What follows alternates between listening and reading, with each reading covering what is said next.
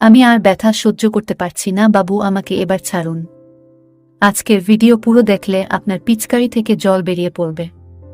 Hello বন্ধুরা, প্রতিদিনের মতো আজকে আরও একটি নতুন ভিডিও নিয়ে হাজির হলাম।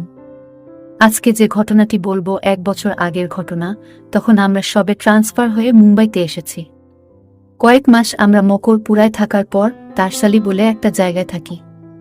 আমি একজন খাঁটি বাঙালি, আমার বয়স 40 বছর আর আমার বুড় বয়স 30 বছর। কাজের খাতিরে কলকাতার বাইরে থাকতে হয়।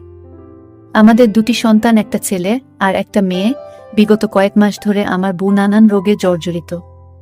শুরু হলো শ্রোণী প্রদাহজনক রোগ দিয়ে, আর তারপর পেটে ব্যথা। অনেক অন্ত্রবিদ, কোলোনস্কোপি এবং এন্ডোস্কোপির মতো অনেক পরীক্ষা নিরীক্ষা করার পর তার চিকিৎসা শুরু হয়। কিন্তু কয়েক মাস পর পিঠে ব্যথা শুরু হলো স্লিপ ডিস্কের জন্য। ডাক্তার শক্ত বিছানার উপর সম্পূর্ণ বিশ্রাম নিতে পরামর্শ দেন তিনি। আমার বড় শালি সার্জারির প্রস্তাব দিল, কিন্তু আমার বউ বেঁকে বসল। তার শালিতে আসার পর আমরা একটা কাজের মহিলা রেখেছি, যার নাম সুধারানী। তিনি একজন বিধবা মহিলা, যদিও বয়স মাত্র 30 বছর ছিল। তারও একটি ছেলে সন্তান আছে, কিন্তু তার বাবা তাকে নিয়ে গেছে তার সাথে। তাই সে মুম্বাইতে তার বাবা বাড়িতে আসা এবং তাদের সঙ্গে থাকত। দেখতে ভালো এবং সবসময় হাসি খুশি থাকে। আমার বউয়ের শরীর খারাপ থাকার দরুন আমরা ওকে আমাদের বাড়িতে থেকে ঘরের সব কাজ, রান্নাবান্না এবং আমাদের সন্তানের দেখাশোনা করতে বলি, যাতে আমার বউ ডাক্তারের পরামর্শ মতো সম্পূর্ণ বিশ্রাম নিতে পারে। অবশেষে মুম্বাই হাসপাতালে বউয়ের মেরুদণ্ড সার্জারির সিদ্ধান্ত নিই। মুম্বাইয়ের উদ্দেশ্যে রওনা দেবার আগে আমার বউয়ের জরায়ুতে কিছু প্রবলেম দেখা দিল, যার জন্য লোকাল হাসপাতালে ভর্তি করতে হলো। কয়েকদিন পরে আমরা মুম্বাই গেলাম। সেখানকার ডাক্তার বলল আগে হিস্টেরেক্টমি করতে হবে, তারপর মেরুদণ্ডের সার্জারি হবে। এইভাবে তার জরাজু এবং ডিম্বাশয় বাদ দিতে হয়, কারণ ডিম্বাশয়ে সিস্ট ধরা পড়ে। আমার স্ত্রীর বড় বোনকে আমাদের অবর্তমানে বাড়ির খেয়াল রাখার জন্য তাকে ডেকে পাঠালাম। প্রায় 3 মাস ধরে চলল আমার বউ এর নানান অপারেশন আর 3 মাস বিশ্রাম। আমরা বাড়ি ফেরার পর আমার বড় শালী তার নিজের বাড়ি চলে যায়, আর তাই বাড়ির সমস্ত কাজের দায়িত্ব এসে পড়ল সুধারানীর উপর। আমি প্রায়ই তার দিকে লক্ষ্য রাখতাম। সুধারানী সুন্দরভাবে পরিহিত এবং খুব পরিষ্কার পরিচ্ছন্ন। সবসময় মাথায় ঘোমটা দিয়ে থাকত আর কখনো মুখ তুলে আমার দিকে তাকায়নি। আমার বউ তাকে পছন্দ করত, আর আমার 2 সন্তানও সুধারানীর সাথে বেশ মিশে গেছে। বউ এর জরায়ু এবং ডিম্বাশয় বাদ দেওয়াতে তার তুস্রাবে ব্যাঘাত ঘটল এবং সেক্সের প্রতি তার ইচ্ছা বা উৎসাহ কমতে লাগল। আমার স্ত্রীর সাধারণ স্বাস্থ্য ধীরে ধীরে এখন ভালো হতে লাগলো, কিন্তু কোনো ভারী কাজ করার ক্ষমতা ছিল না। দুর্ভাগ্যবশত মেরুদণ্ডের সার্জারির দরুন তার কর্মক্ষমতাও হ্রাস পায়। কিন্তু আমার দৈহিক চাহিদা দিনকে দিন বাড়তে থাকে। এই বয়সে নারী সঙ্গ না পেলে কি পুরুষ মানুষের চলে? নিজের ভাগ্যকে দোষ দেয়া ছাড়া আর কোনো উপায় ছিল না। অবশেষে সেই ঘটনা বহুল দিনটি এলো। একদিন সকালে সুধারানী আমার বউয়ের কাছে 3-4 দিনের ছুটি চাইল, গ্রামে বিয়ে খেতে যাবে বলে। বউ নিরুপায় হয়ে ছুটি দিল তাকে একটা শর্তে, যাতে 4 দিনের বেশি না হয়। অফিসে যাবার জন্য আমি লিফটে করে নামতেই সুধারানীর সাথে দেখা। আমাকে দেখে আমার কাছে এসে বলে যে তার কিছু কথা আছে আমার সাথে। আমি কিছুটা অবাক হলাম, কারণ এত মাস ধরে আমাদের বাড়িতে কাজ করছে, কিন্তু কোনো দিন আমার সাথে কথা বলেনি। আমার পেছন পেছন আমার গাড়ির সামনে এসে আমায় বলল যে তার কিছু নতুন শাড়ি আর জামা কাপড় কেনার আছে তার সেই গ্রামের বিয়ে বাড়ির জন্য। তাই যদি আমি তাকে সুরাটে নিয়ে যাই, কারণ সে কারোর মুখে শুনেছে যে সুরাটের শাড়ি আর জামা কাপড় অনেক সস্তা মুম্বাই থেকে। আর এও বলল যে সে আমার বউয়ের কাছ থেকে পুরান শাড়িও পেয়েছে, কিন্তু লজ্জায় সে নতুন শাড়ি বা টাকা পয়সার কথা বলতে পারেনি। আর তাই যদি কিছু টাকা লাগে আমায় তাকে ধার হিসাবে দিতে, মাসে মাসে শোধ করে দেবে। আমি ভেবে চিনতে বলবো বলে তাকে বিদায় দিলাম, আর সেও আমাকে ধন্যবাদ জানিয়ে চলে গেল। সারাদিন শুধু ভাবলাম কি করব, তার অনুরোধ রাখা ঠিক হবে কিনা। আমাদের বাড়ির প্রতি তার কর্তব্যবোধ এবং অবদান অনেক। আমার বউকে নিজের দিদির মতন দেখাশোনা করে, এমনকি আমার 2 সন্তানও খুশি তাকে পেয়ে।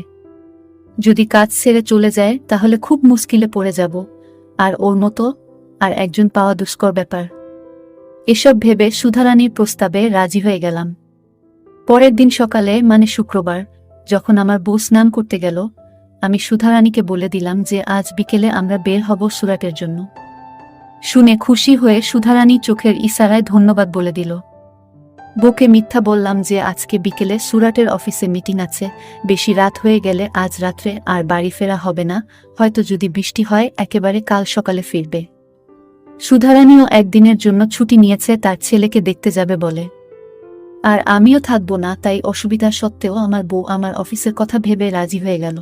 সুধারানীকেও আটকাতে পারছে না, যেহেতু সে বলেছে যে তার ছেলের খুব শরীর খারাপ, জ্বরে ছটফট করছে। যাই হোক, অফিস শেষ করে বাড়িতে এসে বউ এর সঙ্গে দেখা করে এক কাপ চা খেয়ে সুরাটের জন্য বেরিয়ে পড়লাম।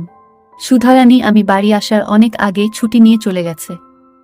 আমি তাকে ঠিক 7টার সময় বাস স্টপে দাঁড়াতে বলেছিলাম। কথা মতো সেখানে গিয়ে তাকে এদিক ওদিক দেখা শুরু করলাম, কিন্তু নজরে পড়ল না ঠিক। কালো শিফন শাড়ি, স্লিভলেস ব্লাউজ পরা এক মহিলা আমার দিকে এগিয়ে আসছে। প্রথমে আমি ঠিক তাকে চিনতে পারিনি। এই কি সে আমাদের বাড়ির কাজের মেয়ে সুধারানী? আমার চিন্তার অবসান ঘটিয়ে গাড়ির দরজা খুলে আমার গাড়িতে সামনের সিটই উঠে এসে বসল। আমি ওর দিকে তাকিয়েই রইলাম। মুখে মেকআপ আর ঠোঁটে হালকা লিপস্টিক লাগিয়েছে। যাই হোক, চারিদিক মেঘাচ্ছন্ন অন্ধকার হয়ে আসছে, তাই হাই স্পিডে গাড়ি চালাতে শুরু করলাম। গাড়ির জানলা খোলা থাকার জন্য হাওয়ার জোরে সুধারানী চোখ বন্ধ করে আছে, আর তার শাড়ির আঁচল খুলে নিচে পড়ে গেছে। রাস্তায় মনোযোগ করাটা বেশ কঠিন হয়ে পড়ল। কোনো রকম করে কোনো মতে গন্তব্যস্থানে পৌঁছালাম। তখন প্রায় 9টা বেজে গেছে। কি করতে হবে আমি তা মনে মনে ঠিক করে নিলাম। আমার মাথায় একটা আইডিয়া এলো। এখন সেই পথেই হাঁটতে হবে, আর যেইভাবেই হোক আজ সুধারানীর সাথে আমার চাহিদা মেটাতে হবে। আমার চোখে তাকে যেন আরও আকর্ষণীয় লাগে, তার জন্য সে যত দামি ড্রেস কিনতে চায় তাকে কিনে দেব আজ। যেভাবেই হোক ওকে আজ বাগে আনতে হবে। একটা বড় দোকানে ঢুকলাম। সেলসম্যানকে বললাম কয়েকটা রোজকার ঘরে পরার মতো শাড়ি আর অনুষ্ঠান বাড়িতে পরার মতো শাড়ি দেখাতে। আমি নিজে পছন্দ করে রোজ ঘরে পরার মতো 5টা শাড়ি আর অনুষ্ঠান বাড়িতে পরার মতো 3টে শাড়ি কিনে দিলাম। আরেকটা দোকানে গিয়ে শাড়ি ম্যাচ করে সায়া কিনলাম। সুধারানী আমার কেনাকাটার বহর দেখে হকচকিয়ে গেল এবং বারে বারে জানতে চাইল মোট কত টাকা খরচা হলো। আমি কিছু না বলে তাকে একটা ইমিটেশনের দোকানে নিয়ে গিয়ে শাড়ি ম্যাচ করে কয়েক জোড়া চুড়িও কিনে দিলাম। বলতে ভুলে গেছি, ওকে 2টি নাইটিও কিনে দিয়েছি রাত্রে ঘরে পরার জন্য। ভাবলাম একটা ঘড়ি ও জুতো কিনে দিই, তারপর ঠিক করলাম এবারের মতো এইটুকুই থাক, পরের বারে ওগুলো কিনে দেব। আজ যদি কাজ হাসিল হয় আবার তো আসতে হবে। কেনাকাটা করতে করতে রাত 10টা বেজে গেল, আর এদিকে বৃষ্টি থামার নাম নেই। আমি তাই সুধারানীকে জানিয়ে দিলাম এত রাতে এই বৃষ্টিতে গাড়ি চালিয়ে বাড়ি ফেরা মুশকিল, তাই আজ রাতটা আমাদের হোটেলে কাটাতে হবে। প্রথমে ইতস্তত করলেও পরে রাজি হয়ে যায় সুধারানী। স্টেশনের কাছে একটা নামি দামি হোটেলে গিয়ে উঠলাম। জীবনে এত বড় বাড়ি বা হোটেলে সুধারানী কোনোদিন ঢোকেনি। হোটেলের রুমে ঢুকে আমরা দুজনে একে একে স্নান সেরে নিলাম। তাকে কাছে পাওয়ার জন্য আমার অস্থিরতা বাড়তে থাকলো, কিন্তু কোনো মতে নিজেকে সামলে রাখলাম। রাতে হালকা খাবার খেয়ে আমরা নিজেদের ঘরে ফিরে এলাম। আমাদের রুমটা বেশ বড়, বিশাল বড় খাট একটা সোফা সেট আর টিভি, ফ্রিজ দুটোই আছে। সুধারানী আমার কিনে দেওয়া জামাকাপড় ও শাড়ি দেখতে ব্যস্ত। সবটা ড্রেস দেখে খুশি সুধারানী। এত সব কিছু কিনে দেবার জন্য আমায় ধন্যবাদ জানালো সুধারানী। আমি জামাকাপড় ছেড়ে একটা হাফ প্যান্ট ও টি শার্ট পরে নিলাম, আর সুধারানীও আমার কিনে দেওয়া নতুন 2টো নাইটি থেকে একটা 2 পিস নাইটি পরে নিল। 2 পিস নাইটি পরা অবস্থায় সুধারানীকে খুব সুন্দর লাগছিল। সুধারানী সোফায় বসে টিভি দেখতে লাগলো, আর আমি তার দিকে চেয়ে রইলাম। 15 থেকে 20 মিনিট টিভি দেখার পর টিভি বন্ধ করে সোফায় বালিশ নিয়ে লাইট অফ করে শুতে গেল। আমিও তাকে শুভরাত্রি জানিয়ে নিরাশ হয়ে শুয়ে পড়লাম, কিন্তু চোখে ঘুম নেই, খালি এপাশ ওপাশ করছি। কিছুক্ষণ পর বুকে সাহস নিয়ে গেলাম সুধারানীর কাছে এবং তাকে বললাম আমার মনের কথা। সুধারানী প্রথমে ইতস্তত করছিল, কিন্তু আমি জোর করায় ও রাজি হয়ে গেল। অবশেষে আমরা দুজন দুজনের চাহিদা মেটালাম। অফিসে কাজ করে, এতক্ষণ ড্রাইভিং করে, দোকানে দোকানে ঘুরে কেনাকাটা করে তারপর 1 বছরের চাহিদা পূরণ করলাম। পরের দিন সকালে বাড়ি ফিরে গেলাম। যাই হোক, আজকে ভিডিওটি এই পর্যন্ত। যদি আমাদের ভিডিওগুলি ভালো লাগে তাহলে লাইক, কমেন্ট এবং শেয়ার করুন, আর সবার আগে ভিডিও পেতে আমাদের চ্যানেলটাকে সাবস্ক্রাইব করুন। সবাইকে ধন্যবাদ।